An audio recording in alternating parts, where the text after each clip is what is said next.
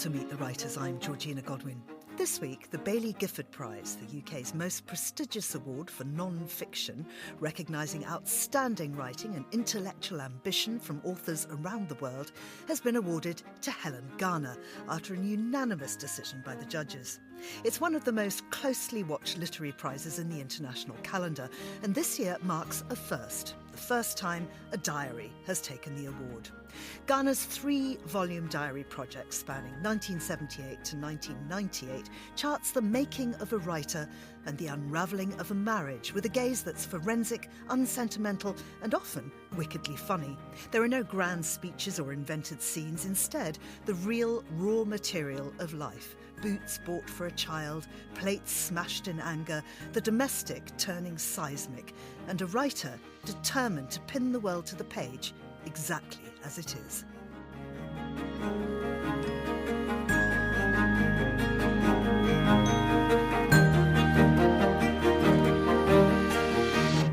Helen Garner, welcome to Meet the Writers. Thank you. Thank you so much. Firstly, let's start with the prize. As I say, first diary ever to win the Baillie Gifford. Now, I was there when it was announced in the room and you joined us on Zoom. You looked a little shell-shocked. What was running through your mind when you heard?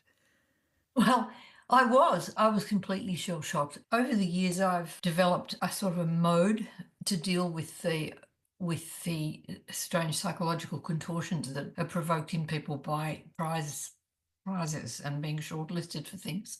And my way of dealing with it is just repression. I just don't think about it. I don't. If I'm shortlisted, I have a few days of dismay and terror, and then I just sort of blot it all out and go about my business.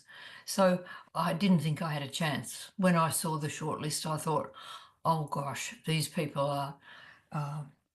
The phrase you used was intellectual ambition in your introduction, and I thought, oh dear, I'm not sure I'm in the right company here.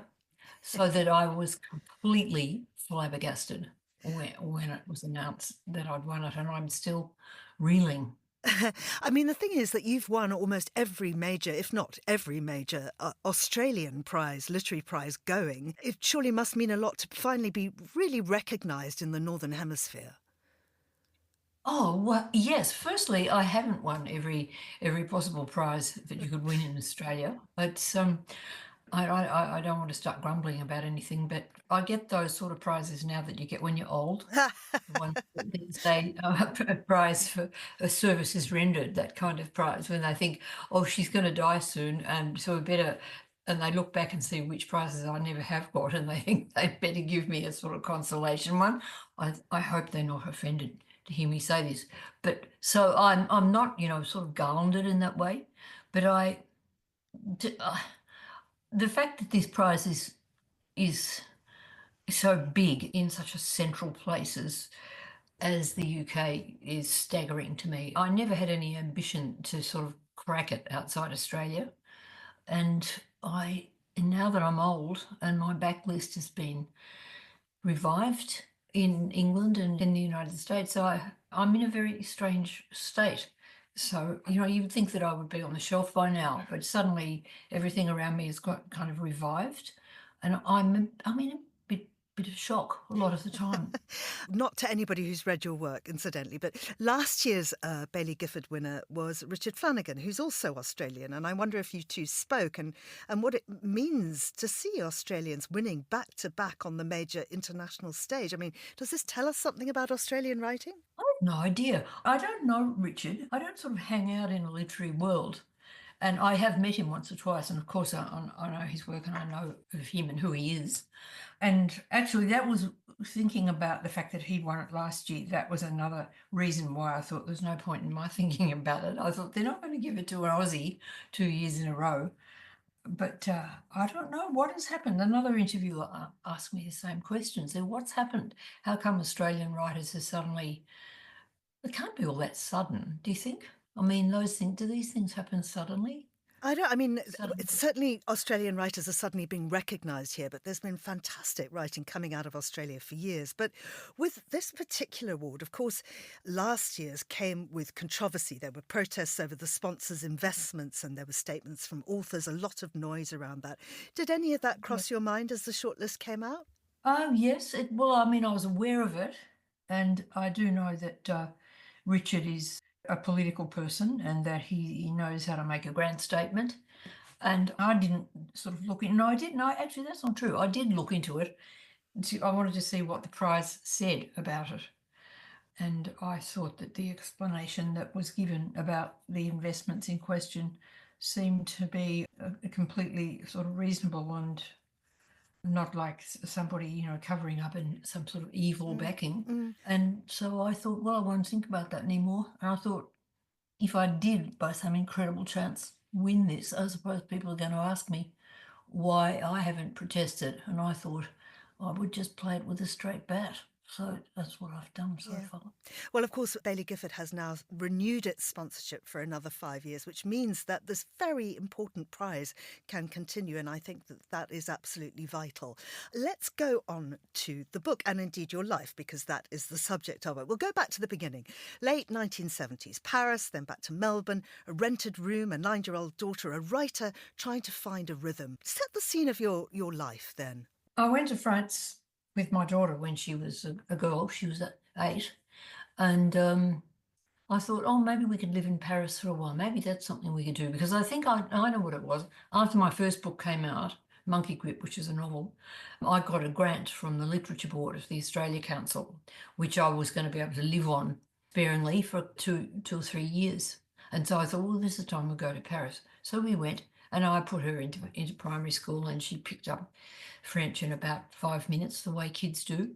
But I don't know, somehow I never was quite at ease there. I was lonely because I was used to living in big sort of hippie houses back in Melbourne. We lived in those collective houses where there were various children and various single mothers raising kids in a chaotic and very happy way. And we got to Paris, and I thought, I've got nothing to do with this place, and it's got nothing to do with me. I don't know why we're here. We didn't last long, but I met a really nice French guy, and he came back to Australia with me, and we got married. And he's the one who's talked about in the book, in the second part of the book. He's a lovely bloke. And although we parted, I still have great warmth for him. And so, but that was, you see, my daughter was in primary school, so every morning I just hopped on my bike and rode down to the library, to the State Library, and worked there.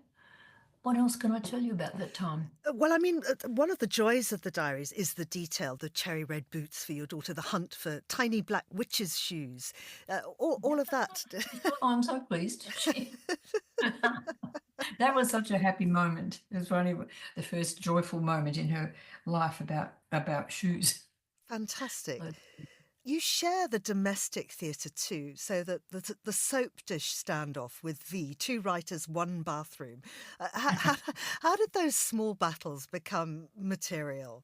Well, because I've written a diary for most of my life, I've always used my immediate surroundings and my daily doings as subject matter.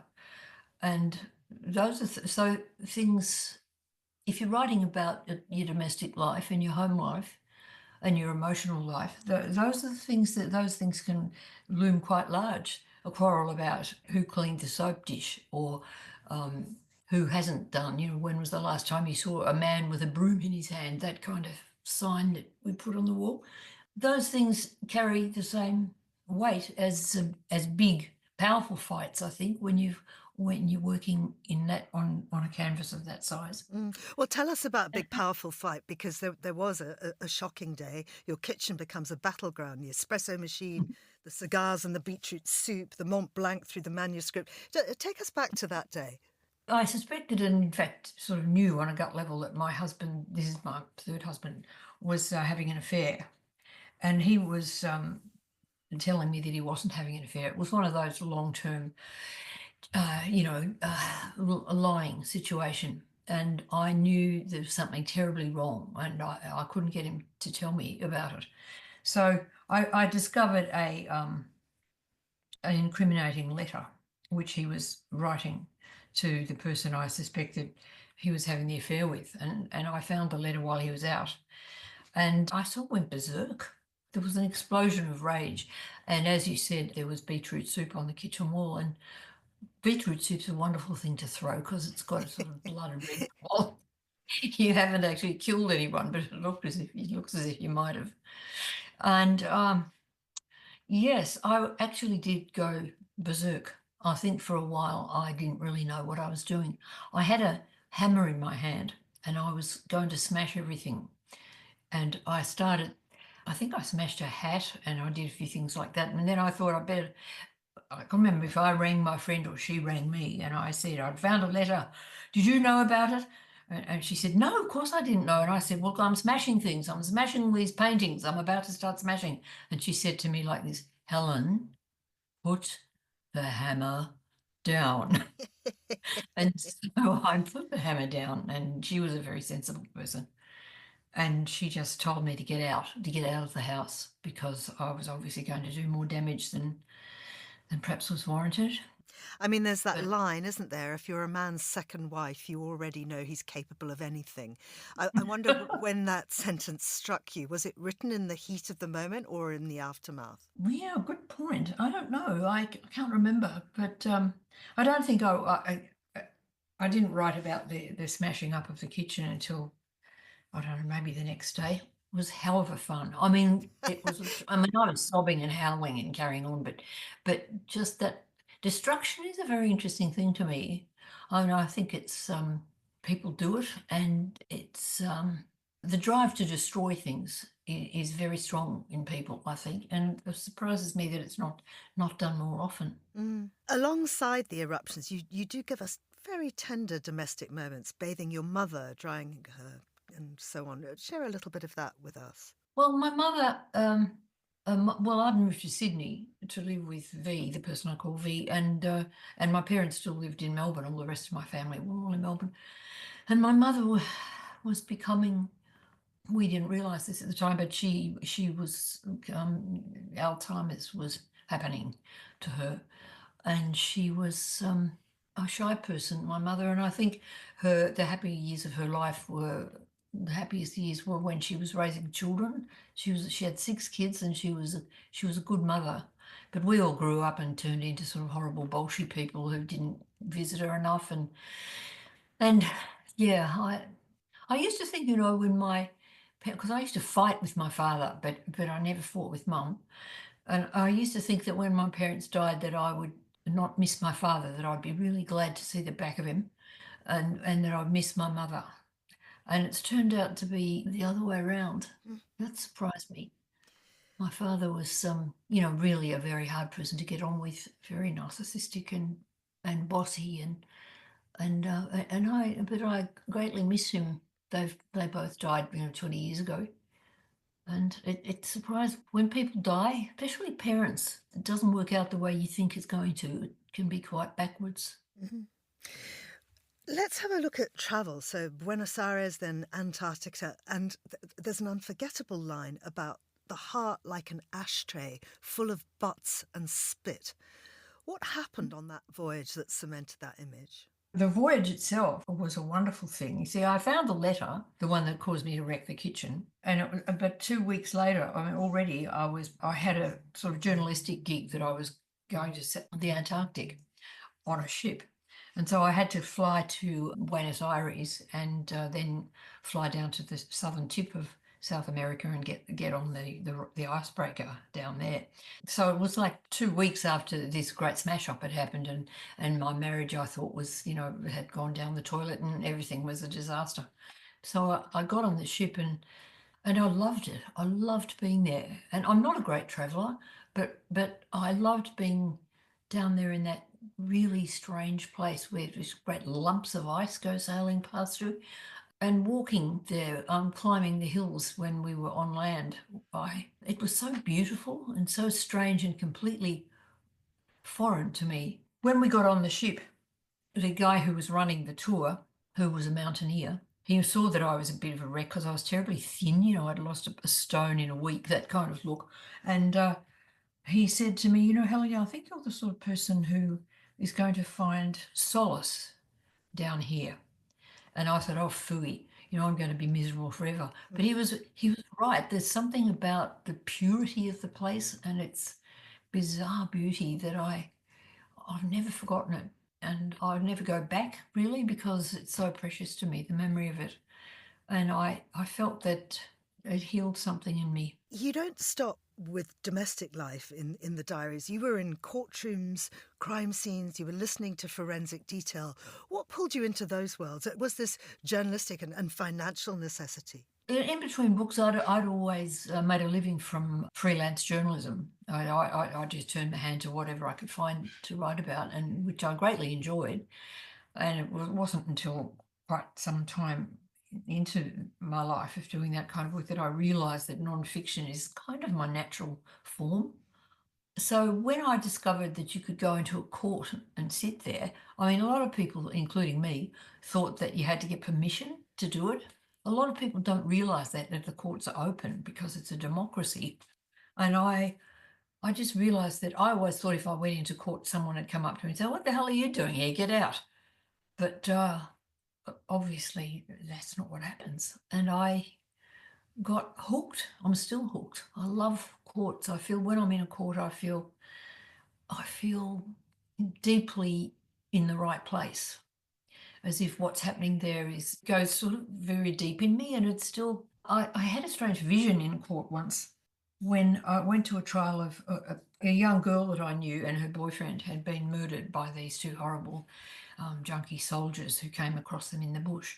So I went to the trial, and everybody in the court who was watching obviously thought that both of these people should be found guilty. And I mean, they were guilty. But the judge said his instruction to the jury was, you may not find the woman of the partner of the couple, you may not find her guilty. The evidence against her is not sufficient for a guilty verdict. And this caused a great deal of anger, but it was a correct decision as it happened. But at that moment, I thought, they really do have to prove it. That was the first time it had struck me that that's what the law said and that's what the law meant. And I had this, it was almost as if I could see the spirit of the law in the rooms. There was some powerful force in the room that I could sense, enormous power that was being restrained by reason. And I never got over that. I was thunderstruck by it. Ever since I've found the spectacle of the law trying to deal with human wildness to be the most fascinating thing I know, really. And I love to write about it. I don't know if I could do it anymore, though, because I've got a bit of hearing loss now and it's hard to hear properly in a court. People mumble. So when I found that courts were so congenial to me, that opened a whole world of work. So that kind of writing evidently suits you. I mean, the diary form isn't polished, it isn't retrospective, it's the moment caught in its rawness. And it really, I mean, as you mentioned, really, it lets you do things that the novel doesn't. Yes, it's true. I find it highly congenial. And I can't imagine that I'll write another novel. In fact, all my novels are very close to non-fiction. And I'm prepared to admit that now, because early on when people said, "Oh, but she's just published a chunk of her diary," I would get furious and I would get very defensive, but I don't feel like that anymore. I think, yes, well, that's how I learned to write. And that's how I learned to write well, was by writing in a diary. And so I've got quite good at seizing things while they're happening or when they've just happened. And it's a skill that I've developed, and it's a skill that you have to develop too in courts if you're going to write anything really interesting. You can't work off a transcript. You've got to see people's faces and their postures and hear their voices. I mean, there was a bit of controversy around that, people saying that they felt that their lives had been used in pursuit of your writing. What do you say about that? No, I've never actually got into trouble about it. I mean, some people have expressed irritation, but I think it was more like the critics were saying, "Oh, this is only, she's just writing a diary. It's not real writing." But it is true that with writing a diary, when I was going to publish this one now, How to End a Story, I could see that there was, well, naturally by its very nature, it talks about all the people that I'm close to and the people that I love and friends and my family members. And so I got in touch with as many people as I thought might be offended or hurt or not like to be revealed. And I said, look, I'm not actually asking your permission, but you're mentioned in this book and you're depicted. And would you like me to show you the passages where you appear? And I was, I mean, obviously, if anybody had vociferously objected, I would have negotiated or else said, okay, I'll cut it. But nobody did. I mean, people actually said, got back in touch with me and said, I don't want to see it. No, it's all right. Go ahead. I trust you.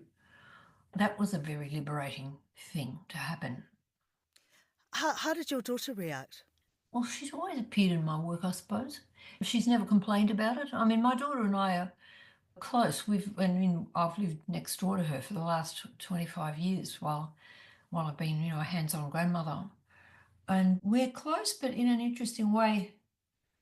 We're not sort of all huggy and sort of softly together. I've always felt that we're sort of a team. I think that happens sometimes when you've got a single mother and a young child. There's a team-like factor to it. And I would be very careful writing about her. There were things that I would not say about her, not write about her, because it's none of my business. I mean, there is a limit. There's a line that you can cross. But she's never complained. Or sometimes I've said, hey, listen, can I say this about you? And she'll just go, oh, Helen, oh, all right. I mean, she takes it like that. Yeah. I mean, were there lines that you wrote you thought, I might regret this, but I'm writing it anyway? Or did you go back and take stuff out? I mean, was the mess of it the point that, or were you kind of editing it into something neater? Well, it was, naturally it had all sorts of boring passages in it because I wasn't always sort of on form. Sometimes I'd write poorly or badly, or it was terribly important to me not to be a bore. I know that diaries can be boring, and even brilliant diaries can have passages which are of less interest than the main ones. But if a passage would radiate boringness, I'd get rid of it, or I'd chop it right back. But the sort of editing I did was pretty. There wasn't nearly as much of it as I expected. That I didn't quite realise until I went back and started working on it for publication, how hard I had worked while I was actually writing it. I mean, I'd come upon passages that I had forgotten writing, and I think, gee, that's actually quite good. That's good, and that was a really wonderful thing. And when I say good, I mean well written and interesting, not necessarily that they made me look good, because I was working hard at not hiding behind. I wanted to be frank about myself as well, and I think that's a reasonable deal with other people that you write about. If you're tough on yourself as well, it's gives you more prerogative to speak frankly about other people. At one stage, you nearly burned the diaries. How close did they come to vanishing? Oh, I have burnt quite a lot. I've burnt everything up to where this book starts. I burnt it in the backyard back in the early 90s, I think. Just made a bonfire and threw them in. Well, I did start reading them, and they were boring, and they started to get interesting when I went to Paris. That surprised me a bit because, well, I don't know why. I stopped being bored around about the time that this book starts, and I just burned the rest. I've never had the slightest twinge of regret that I'd burnt them. Oh, the only things I saved out of them were things that my daughter had, because I paste things into the diary sometimes, like letters or drawings that the kids have done, and so I would sort of flip through each book before I chucked it on the bonfire, and I'd see that my daughter had written a little story or illustrated something and given me some drawings, and I'd always take those out. So I've got a couple of folders of hilarious things like that I'm glad I saved. But as for the bits of my own work that I burnt them joyfully. Helen, are you still keeping a diary? Yes, I do. I do still keep one, and it's kind of, it's necessary to my life. It's how I keep things steady. It's how I steady myself in life, is by making a record of things and examining my response to them and reflecting on and trying to make myself tell myself the truth, I think, about all sorts of matters, like, you know, if I fall out with a friend, and my tendency is to want to sort of whinge and groan about the friend and blame everything on her. Well, but I try to write in a way that's going to examine my behaviour as well, and that's really awful to read back because reading over them was, I just thought, what an idiot I was. And yet you still publish. You don't mind that, really. Yeah, well, see, I think it's interesting to see what idiotic behaviour people engage in, and I'm really interested in people's how in my generation, you know, which was the so-called sexual revolution happened in my generation. I look back and I said, I'm absolutely shocked by some of the things we did, not sexual things in themselves, but how we rode roughshod over people. The sort of social life we lived, there was a big crowd of people, and there was a theatre company and a couple of bands and all the households. This was what I missed when I went to Paris. But people had affairs that lasted, you know, half a day and pranced off, and people were always breaking each other's hearts. And the interesting thing was when I got back from Paris, that whole period seemed to have ended.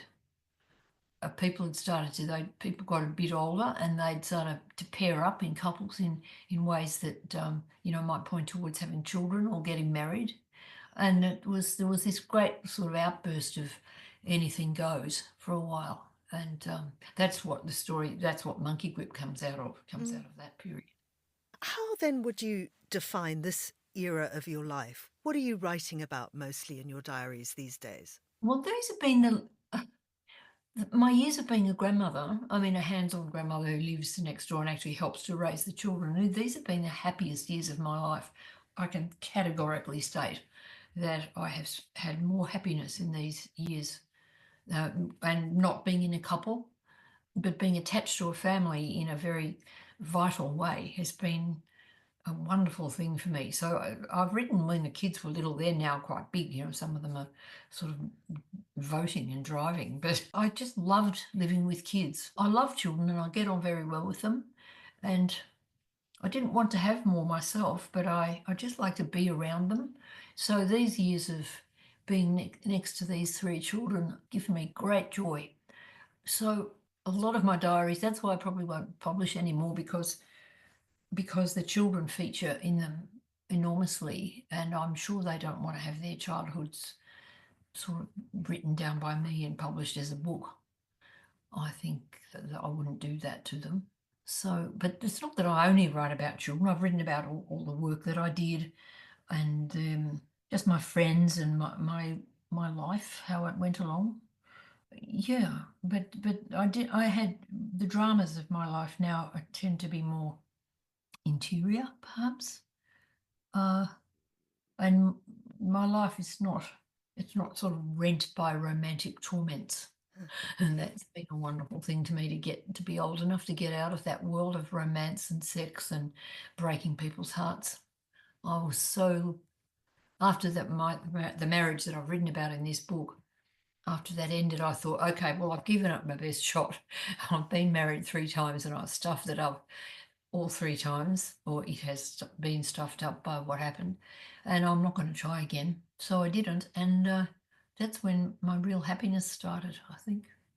So, Helen, is this your swan song? Are we going to see anything from you published again? Oh yes, I hope so. Well, I've got a book coming out on Monday, Oh, which is it's a book that I've written with 2 other women. It's about the famous mushroom murder trials. yes. It's called the Mushroom Tapes.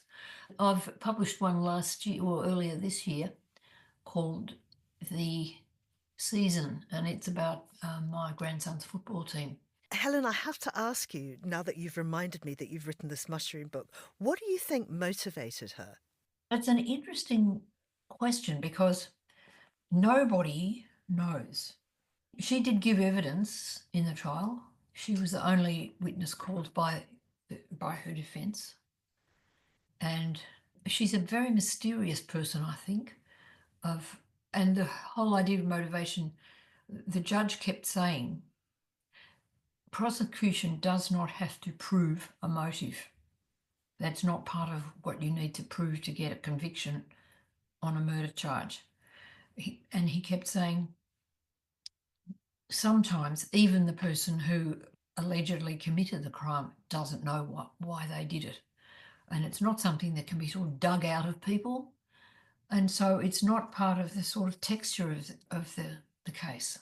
I'd never heard that clearly stated before, but it was sort of a relief. Every time he would say that, I think well, of course he was mainly talking to the jury, but you could make up motives, but they just didn't make sense.